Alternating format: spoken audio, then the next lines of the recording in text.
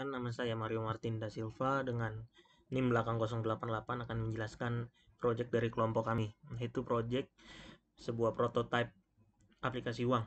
Nah, pertama-tama saya akan menjelaskan yang pertama adalah latar belakangnya dari aplikasi uang ini. Jadi latar belakangnya yaitu perkembangan teknologi informasi dan komunikasi saat ini telah berkembang sangat pesat. Dari beberapa teknologi informasi yang ada, salah satu contohnya yang paling populer saat di dunia ini yaitu smartphone ya, sebuah smartphone. Jadi bisa memakai atau menggunakan sebuah smartphone ini di mana saja, mau di rumah, di kafe, di sekolah maupun di tempat berbagai macam lainnya. Lalu oleh karena itu EMK atau interaksi manusia komputer adalah sebuah ilmu yang sangat berkaitan dengan desain implementasi yang saya sebutkan tadi, sebuah smartphone. Dengan sebuah ilmu EMK ini bisa digunakan oleh manusia dan studi tentang ruang lingkupnya. Salah satu ilmu yang terdapat pada EMK adalah sebuah prinsip usability-nya. Karena tanpa adanya pemahaman usability, maka suatu aplikasi akan susah untuk digunakan. Untuk memahami uraian di atas, maka kelompok kami akan menganalisa atau membuat sebuah aplikasi uang menggunakan prinsip usability menurut Alan Dix.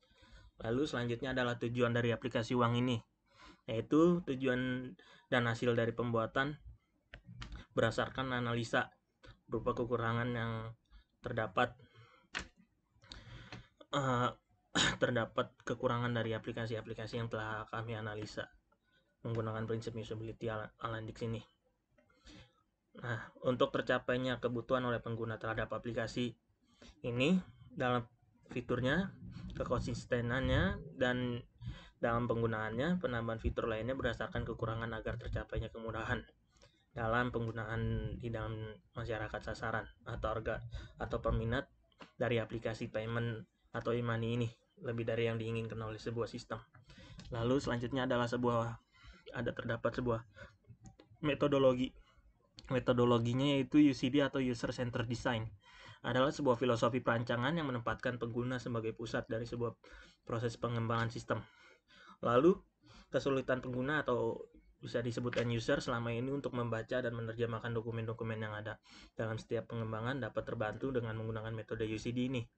Lalu pendekatan UCD telah didukung dengan berbagai teknik, metode, tools, prosedur, dan proses yang membantu perancangan sistem interaktif yang lebih berpusat pada pengguna.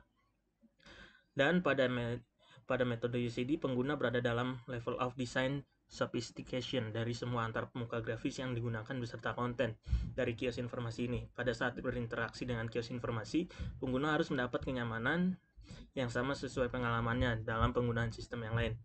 Dalam proses mencari data ini, kami melakukan sebuah survei langsung kepada beberapa pengguna dan memberikan data bagaimana aplikasi yang baik mudah untuk digunakan bagi mereka. Dan juga dari data tersebut kami menyimpulkan untuk membuat desain aplikasi uang ini. Sekian dari saya, selanjutnya akan dijelaskan oleh teman saya. Nama saya Kadek Nisuwa dengan NIM 1815051009.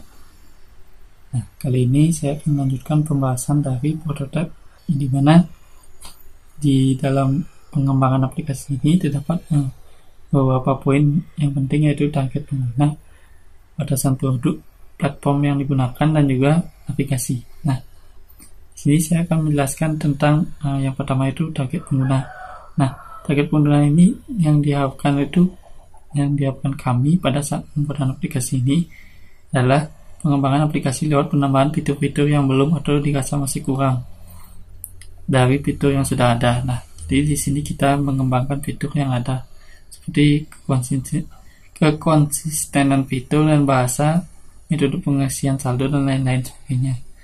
Nah, dan selanjutnya itu ada batasan produk. Batasan produk di sini batasan dari pengerjaan sistem promosi yang dipersempit cakupannya.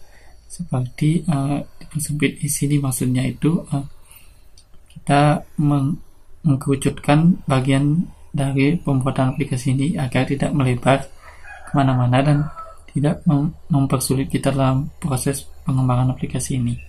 Nah, di mana di sini ada 3 poin utama, yaitu Yang pertama itu sistem menyampaikan gambaran prototipe produk dan untuk menambahkan kelebihan dari segi user experience dan prinsip yang telah dipilih untuk pengembangan sistem. Nah, yang kedua itu adalah pihak-pihak yang menjadi user dalam sistem dalam bentuk pengembangan berupa prototipe ini adalah user, pengguna, atau perancang. Nah, yang ketiga atau yang terakhir itu pembuatan dari sistem aplikasi ini hanya pada tahap implementasi dan pemeliharaan sistem dalam bentuk prototipe. Jadi pembuatan aplikasi ini tidak menjadi real pada aplikasinya, jadi masih dalam bentuk prototipe. Nah,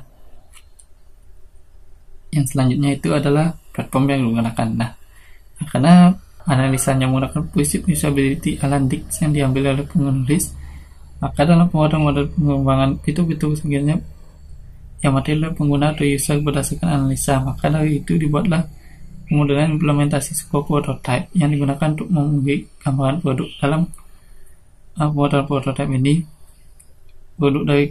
produk kami ini yaitu kekurangan dari fitur-fitur yang sebelumnya dianalisa tersebut menggunakan platform yang bernama Mock Plus dalam perancangan dan penambahan fitur dalam prototipe tersebut. Jadi platform Mock Plus ini adalah platform atau aplikasi yang digunakan untuk membuat prototipe sebuah aplikasi. Jadi dalam prototipe ini kita masih dibuat seperti gambaran seperti layaknya kita menggunakan pada aplikasi tersebut di real device atau perangkat yang sesungguhnya. Dan di sini Mock Plus ini kita implementasikan ke dalam bentuk mobile, karena aplikasi ini lebih cenderung masuk ke dalam mobile dan juga lebih mudah digunakan jika dalam bentuk mobile. Nah, selanjutnya itu ada navigasi. Nah, navigasi ini merupakan latar belakang kenapa kita memilih warna, bentuk icon dan lain sebagainya. Nah, di mana kita di sini memilih warna yang cerah, namun kita cerah di sini tidak terlalu cerah seperti biru yang terlalu biru langit. Jadi kita menggunakan biru flat atau biru flat design, seperti tidak terlalu biru tapi tidak terlalu keungu. Nah, seperti itu. Dan juga warna-warna dasar seperti putih, abu ataupun hitam agar user lebih enak untuk melihatnya. Dan juga di sini kita memilih flat icon karena pengguna lebih mudah memahami arti dari flat icon tersebut tanpa harus melihat dokumentasi atau pengertian dari fungsi icon tersebut. Jadi karena saat ini itu icon-icon yang lebih trending itu menggunakan flat icon, maka kita mengimplementasikannya dengan icon-icon yang flat seperti itu. Baik, sekian saja dari saya dan terima kasih. Baik, perkenalkan nama saya Elpis Putra. Di sini saya akan memberikan kesimpulan tentang pembahasan materi dari teman saya tadi. Kesimpulan yang dijelaskan oleh teman-teman saya tadi adalah prinsip usability pada sebuah sistem informasi atau aplikasi sangat penting, karena dengan adanya prinsip ini kita dapat mengetahui kebutuhan dan kenyamanan pengguna dengan suatu konsep sebelum atau sesudah mengembangkan suatu aplikasi.